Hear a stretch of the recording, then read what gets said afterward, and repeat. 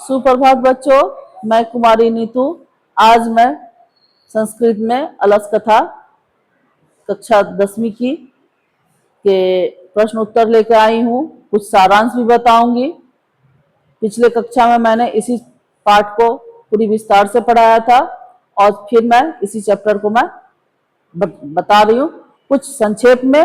और संक्षेप में बच्चों आप लोग थोड़ा ध्यान से सुनिएगा। कुछ मुख्य बिंदुओं पर चर्चा मैं करूंगी और कुछ प्रश्नोत्तरों का चर्चा करूंगा जो कि बोर्ड परीक्षा में जो कि पूछा जाता है। और इन सवालों को इस चैप्टर से बहुत सारे सवाल आते हैं। शॉर्ट क्वेश्चन भी आते हैं, लॉन्ग क्वेश्चन भी आते हैं। शॉर्ट जो 1 नंबर का होता है, जो 2 नंबर के होते हैं और कुछ 3 नंबर के भी होते हैं। चलिए आगे हम लोग पढ़ते हैं, देखते हैं कि क्या क्या हम इकट्ठा करके रखे हुए हैं और इसको आप लोग देखिए। पहले हम कुछ मुख्य बिंदु को लेते हैं कि शीर्षक जो है, शीर्षक का अर्थ क्या होता है। तो ये जो शीर्षक है आलसी है ना, अलस कथा अर्थात आलसियों की कहानी। और है पुरुष परीक्षा, है ना, पुरुष परीक्षा जो नामक जो संस्कृत ग्रंथ जो लिखे गए हैं उसके लेखक कौन है, तो विद्यापति जी हैं। और आगे इसके विषय में हम लोग जानेंगे ये कहानी किसके विषय में, क्या है संदर्भ। तो मिथिला राज्य के वीरेश्वर मंत्री है जो आलसियों की आश्रम की घटना दी गई है। मुख्य संदेश ये मेरा यह है कि आलस क्या है, मनुष्य का सबसे बड़ा शत्रु है। यह पाठ व्यंग के माध्यम से मानवीय गुणों और दोषों का पहचान करने सिखाता है। लेखक और कहानी का क्या आधार है ये हम लोग जानेंगे। मंत्री वीरेश्वर दान और आलसी पर, है ना, इसको देखेंगे। धूर्तों का प्रवेश कैसे हुआ, जब प्रवेश हो गया तो उसके लिए परीक्षाएं की योजना बनी। 4 महा आलसियों का हास्यपूर्ण संवाद इसमें दिया गया है और परिणाम और शिक्षा भी दिया गया। उसके बाद कुछ हम वस्तुनिष्ठ प्रश्न के विषय में आगे पढ़ेंगे। इसके बाद हम लोग आते हैं कि विद्यापति जो है कौन, फिर से हम लोग चर्चा कर लेते हैं। विद्यापति एक अत्यंत लोकप्रिय मैथिली कवि है और संस्कृत के महान विद्वान भी थे। संस्कृत साहित्य में उनका बहुत बड़ा योगदान रहा है बच्चों। आगे हम लोग देखते हैं कि पुरुष परीक्षा का ग्रंथ का उद्देश्य इनका क्या रहा। इनका उद्देश्य यही रहा इस ग्रंथ के माध्यम से, सरल संस्कृत के माध्यम से, कहानियों के माध्यम से, है ना, ये उद्देश्य क्या रहा। यह ग्रंथ सरल संस्कृत में कहानियों के माध्यम से मानवीय गुणों को, महत्व को बताता है और दोषों को भी दूर करने की शिक्षा देते हैं। इसके आगे हम लोग फिर देखेंगे कि मंत्री वीरेश्वर का कैसा स्वभाव थे। मंत्री वीरेश्वर क्या थे कि अत्यंत दानी और दयालु थे। वे अनाथों और गरीबों को, आलसियों को रोज मुफ्त भोजन और वस्त्र देते थे। उसके बाद हम लोग ये श्लोक है, इस श्लोक का भी बराबर अर्थ पूछा जाता है। क्या कहा जाता है कि निर्गतिनाम चो सर्वेशाम आलसा प्रथमो मता किंचित क्षमते कर्तुम जठराग्नि अपि वहिना। अर्थात सभी दरिद्रों में आलसी जो है सबसे बड़ा दरिद्र है ना। जो निर्गतिनाम मतलब होता है दरिद्र, जितने भी दरिद्र उसमें सबसे बड़ा दरिद्र जो है क्या है, आलसी है। क्योंकि वो पेट में आग लगने पर भी, भूख से तड़पने पर भी वो मेहनत का कार्य नहीं करता है। ये श्लोक भी बहुत जरूरी है। इसके बाद फिर हम लोग आगे बढ़ते हैं। आगे है एक और श्लोक है, क्या है कि स्थिति शौर्य कर्मूला ही सर्वेशाम अपि सहत सजातिनम सुखम दृष्ट के न धावंती जनतवा। यानी कि जब मुफ्त में जब भोजन मिलते हैं, वस्त्र मिलते हैं, है ना, कहानी में हम लोग पढ़ा इस भोजन बस सब मिलने लगे तो क्या हुआ, बहुत सारे आलसी लोग वहां जमा हो गए, है ना, मुफ्त भीड़ हो गए। धूर्त भी आके बहुत सारे आके वहां रहने लगे। तो ये जो श्लोक है, ये श्लोक जो है उन्हीं धूर्तों के विषय में कहा गया है। क्या कहा गया कि सभी प्राणी सुख और सुविधा चाहते हैं। ठीक है, इसका अर्थ क्या हुआ, सर्वेशाम सहते, सभी प्राणी सुख और सुविधा, अपने जैसे को सुख में देखकर कौन उनकी तरफ नहीं दौड़ता है। जब उन लोगों को देखा कि आलसी लोग जो बैठ के वहां भोजन और वस्त्र कर रहे हैं तो उन्हीं की तरह और भी धूर्त लोग भी वहां जाके बैठ गए। क्योंकि हम लोग आज के डेट में भी हम लोग देखते हैं कि जब सरकार गरीबों के लिए सब्सिडी या बीपीएल कार्ड की सुविधा निकालती है तो कई अमीर लोग भी लालच में आकर जाली दस्तावेज बनाकर उठा लेते हैं, है ना। ये तो आजकल की बात है और इसका गलत फायदा उठाया जाता है। बिल्कुल यही एक कहानी उस समय की भी बात है। आगे हम लोग बढ़ते हैं बच्चों। आगे हम लोग देखते हैं कि समस्या पैदा हो जाती है। जो आलस साल में बहुत सारे आलसी जब आके रहने लगते हैं तो समस्या क्या लग जाती है कि धन का बहुत सारे व्यय होने लगता है और अधिक खर्च होने पर कर्मचारियों ने सोचा कि भाई ये जरूर हमारी लापरवाही है, जरूर कुछ झूठे लोग यहाँ आके रहने लगे हैं। तो उसकी एक वो परीक्षा लेने की योजना बनाएगी, भाई इसमें कौन यानी कि झूठे धूर्त लोग हैं। तो उनमें निर्णय लिया गया कि आलसी की पहचान की जाए, आलसी कौन है। सभी लोग सो रहे थे, तभी कर्मचारियों ने क्या किया, आलसशाला में आग लगा दिया, है ना। आज के अथी में देखे तो ये कहानी अभी भी सिद्ध होती है। क्या किया सरकार ने, दफ्तरों में फर्जी कर्मचारियों को पकड़ने के लिए अचानक क्या किए, बायोमेट्रिक अटेंडेंस या फिंगरप्रिंट का आधार अर्थात केवाईसी के औचक जांच करना शुरू कर दी, है ना।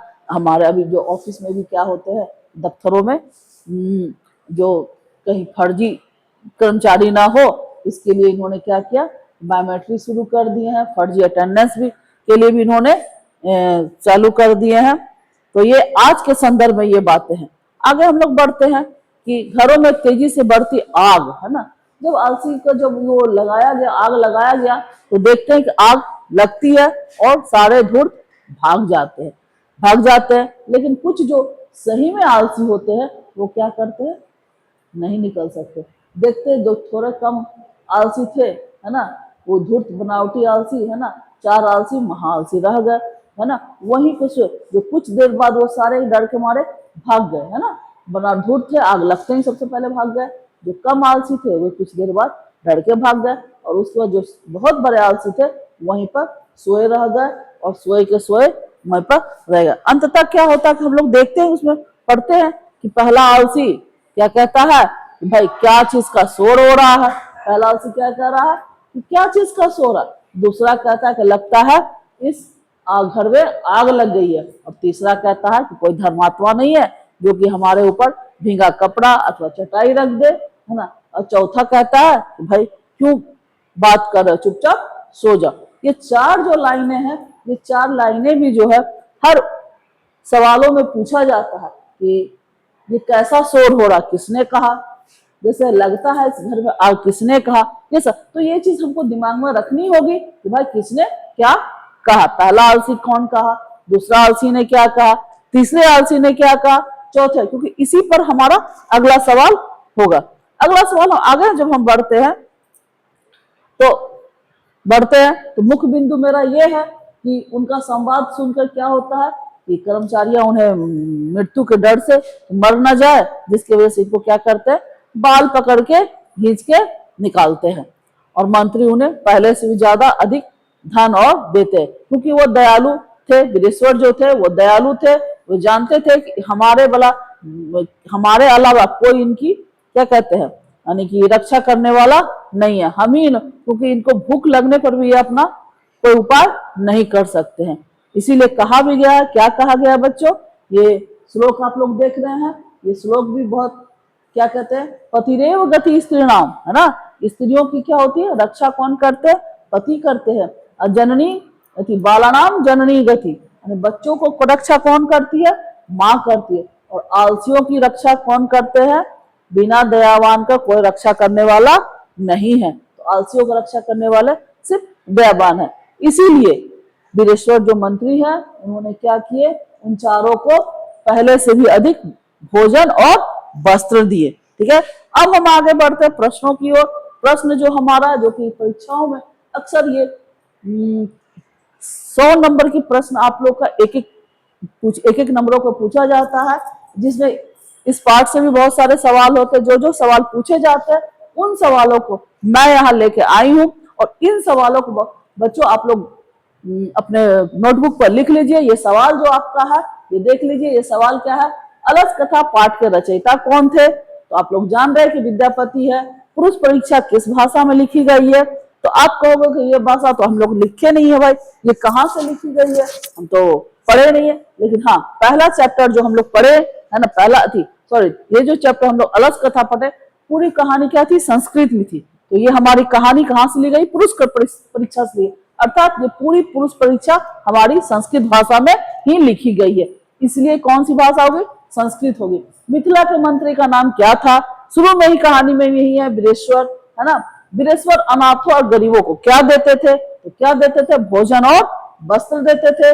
आलसशाला में आग किसने लगाई? तो कर्मचारियों ने लगाई है। अगला सवाल की ओर हम लोग आगे बढ़ते हैं कि नीतिकार है ना आलस को क्या मानते हैं, है ना, जो नीतिकार जो है वो आलस को क्या मानते हैं? मित्र तो मानेंगे नहीं, देवता भी नहीं मान सकते हैं, ये क्या है? शत्रु है। ठीक है। अच्छा, आग को देखकर सबसे पहले कौन भागा? है ना, असली आलसी भागा? जी नहीं, असली आलसी नहीं भागा, मंत्री भी नहीं भागा, है ना, सैनिक भी नहीं भागा, क्योंकि मंत्री तो भी नहीं। कौन भागे? धूर्त लोग सबसे पहले भाग गए। और तीसरा है आलसशाला में आग लगने पर कितने लोग सोए रह गए? आलसशाला में जब आग लगा कितने लोग सोए रह गए? 4 लोग सोए रह गए। अरे ये कैसा शोर है? ये किसने कहा? किसने कहा? पहले ने कहा, है ना, पहले आलसी ने कहा कि कैसा शोर है। ये हम शुरू में ही जब हमको सारांश बता रहे थे उस वक्त भी हमने कहा था कि ये चारों जो सवाल है किसने कौन क्या कहा, इस चीज को ध्यान देखिए। यहाँ एक सवाल आ गया है जो कि पूछा जा चुका है कि अरे ये कैसा शोर है, किसने कहा? तो किसने कहा? पहले आलसी ने कहा। स्त्रियों का रक्षक सहारा कौन होता है? इसीलिए उस श्लोक जो है हमने सबसे सामने लाया, क्योंकि उससे सवाल पूछा जाता है ना। स्त्रियों का रक्षक कौन होता है? स्त्रियों का रक्षक पति होता है। ठीक है बच्चों, आगे हम लोग बढ़ते हैं। आगे है उसी श्लोक से है कि बच्चों की रक्षक कौन होती है? तो बच्चों की रक्षक कौन होती है? माता होती है। अच्छा, उसी श्लोक से है कि आलसियों का सहारा कौन होता है? तो आलसियों का सहारा कौन होते हैं? सिर्फ दयालु व्यक्ति ही हो सकते हैं, है ना, बिना दयालु के कोई, जिसको दया आएगी वही आलसियों की सहारा बन सकती है। अच्छा, विद्यापति कैसे कवि थे? क्या भोजपुरी थे? नहीं। मगही थे? नहीं, बल्कि वो मैथिली कवि थे। विद्यापति कौन थे? मैथिली कवि थी। अच्छा, अगला क्वेश्चन है, 9वां क्वेश्चन हम देखते हैं। क्या कहा जाता है कि धूर्त लोगों ने क्या देखकर बनावट आलस दिखाया? धूर्त लोग जो है क्या देखकर बनावटी आलस दिखाया? क्यों दिखा? उन्होंने क्या देखा? कि सुख और सुविधा को देखा। ठीक है ना, सुख और सुविधा देख बनावटी आलस को दिखाया और आलसी बनकर वहां रहने लगे। ठीक है। अगला सवाल है, चारों आलसियों को बाहर किसने निकाला? 4 आलसी जो नहीं निकला, आग लगने पर भी नहीं निकाला, उसको किसने निकाला और कैसे निकाला? उसको निकाला मंत्री ने निकाला। और कैसे निकाला? बाल पकड़कर घींच के उसको निकाला गया। अगला सवाल हम लोग देखते हैं। अब हमारे पास सवाल जो है, वहां तक तो हम लोग देखा कि 1 नंबर का सवाल था। अब हमारे पास 2 नंबर का सवाल आते हैं। इन सवालों का जो है, ये देखिए, आप लोग सवाल देखिए। ये सवालों में आपको, हमको लगता है कि आप लोग खुद से भी लिख सकते हैं, लेकिन फिर भी मैं कुछ सहारे के लिए मैं कुछ सवाल लिखी हूँ, जो सवाल हमेशा परीक्षाएं में पूछी जाती है, उन्हीं सवालों को मैं लेके आई हूँ। ये सवाल देखिए क्या है, अलस कथा से हमें क्या शिक्षा मिलती है? तो अलस कथा से हमें क्या, ये पाठ सिखाता है आलस जो मनुष्य का सबसे बड़ा शत्रु है ना, यह मानव के विकास को रोकता है।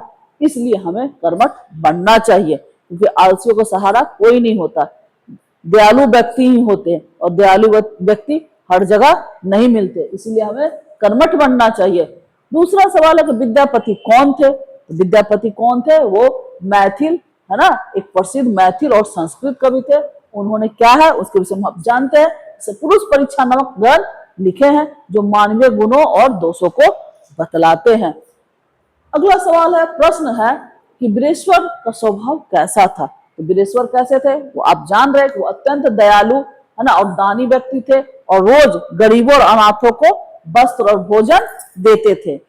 अगला सवाल है, आलसशाला में आग क्यों लगाई गई? आप जान रहे हो बच्चों क्या है आलसशाला में क्यों लगाई गई? क्योंकि वहां जो मुफ्त भोजन है ना के लालच में कई धूर्त आ गए थे, है ना, मुफ्त में जो भोजन मिलते थे उस लालच में कई धूर्त आके बनावटी आलस बना के रहने लगे थे। असली आलसियों की पहचान के लिए कर्मचारियों ने वहां आग लगाई। ठीक है। अच्छा, अगला सवाल है, आग लगने पर चारों आलसियों ने क्या किया? है ना, चारों आलसियों क्या किया?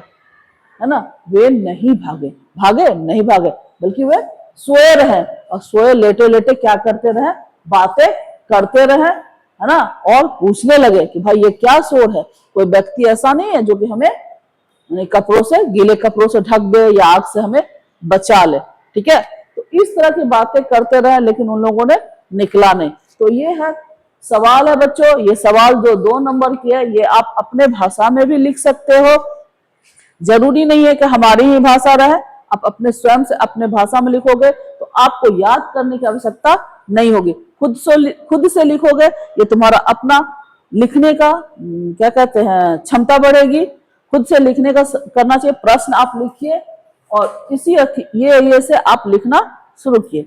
अगला सवाल है कि दीर्घ उत्तरीय, ठीक है। ये दीर्घ उत्तरीय है कि एक श्लोक है, क्या है, स्थिति स्वर करिमूला ही, इस श्लोक का अर्थ बताइए, है ना। आज के समाज में लोग मुफ्त की सुविधा पाने के लिए क्या क्या करते हैं, इस पाठ के आधार पर अपने विचार लिखिए। तो इस पर आप अपना जो है विचार दीजिएगा, है ना, कि आज जो मुफ्त सुविधा के लिए क्या क्या करते हैं, है ना।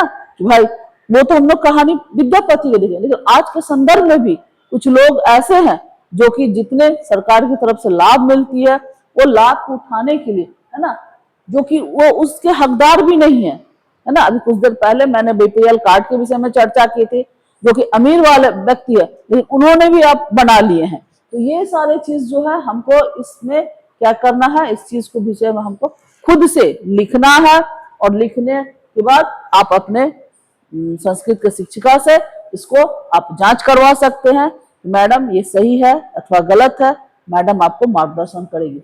अगला दीर्घ क्वेश्चन ये है, यदि नियोगी पुरुष, है ना, उन चारों आलसियों को बाहर नहीं निकालते तो क्या होता, क्या उन चारों को व्यवहार सही था।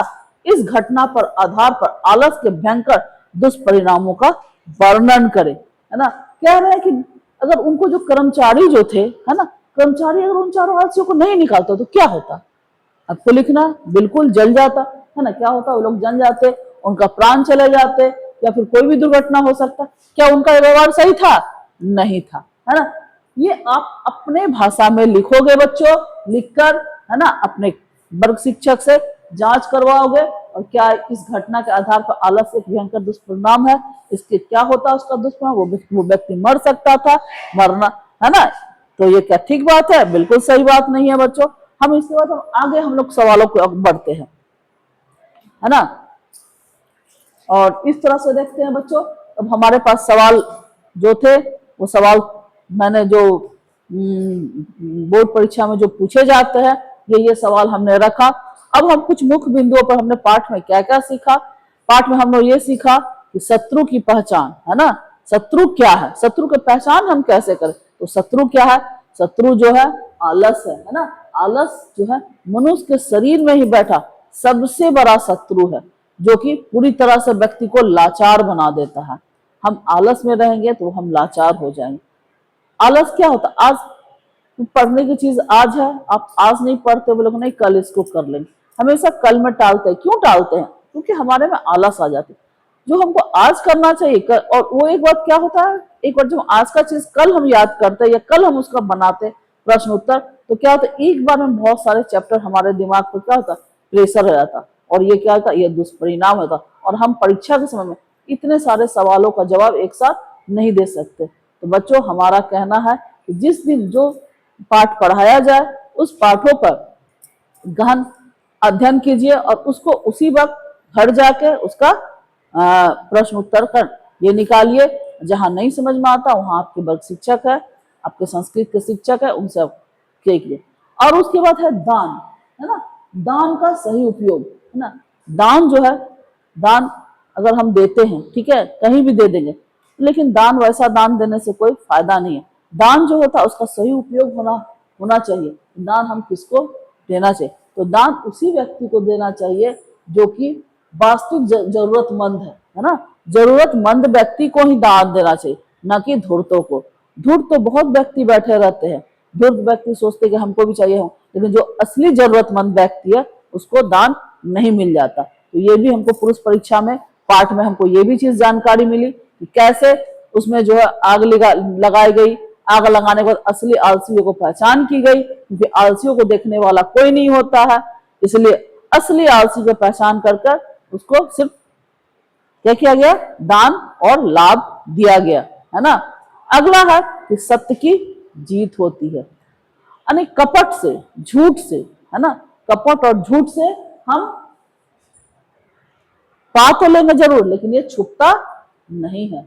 संकट और परीक्षा के समय वो पता चल जाता है वो झूठ है ना, झूठ है और हमेशा सच सामने है। छोटी सी आग लगाई तुरंत पता चल गया कि नहीं ये व्यक्ति झूठा व्यक्ति है, ये आलसी नहीं है, ये कमा सकता है ना। लेकिन जो असली आलसी थे जो चार, वो सोए के सोए रहे। तो वीरेश्वर मंत्री का बस यही एक उद्देश्य था कि हम जरूरत, जिसको जरूरत है बस उसी को हम भोजन दे, वस्त्र दे, क्योंकि आलसियों का कोई देखने वाला नहीं है। इसी उद्देश्य से ये कहानी थी और इसके मुख्य बिंदु थी। ठीक है बच्चों, तो इस पाठ से हमने देखा कि आलस जो है मनुष्य का सबसे बड़ा शत्रु है, आलस को देखने वाला कोई नहीं है ना। और इस तरह से हमने देखा कि कौन कौन से सवाल भी हमने देख लिया। अब हम इस सवाल, ये कहानी, ये पाठ हमारा यहीं तक है, यहीं खत्म होती है। धन्यवाद बच्चों।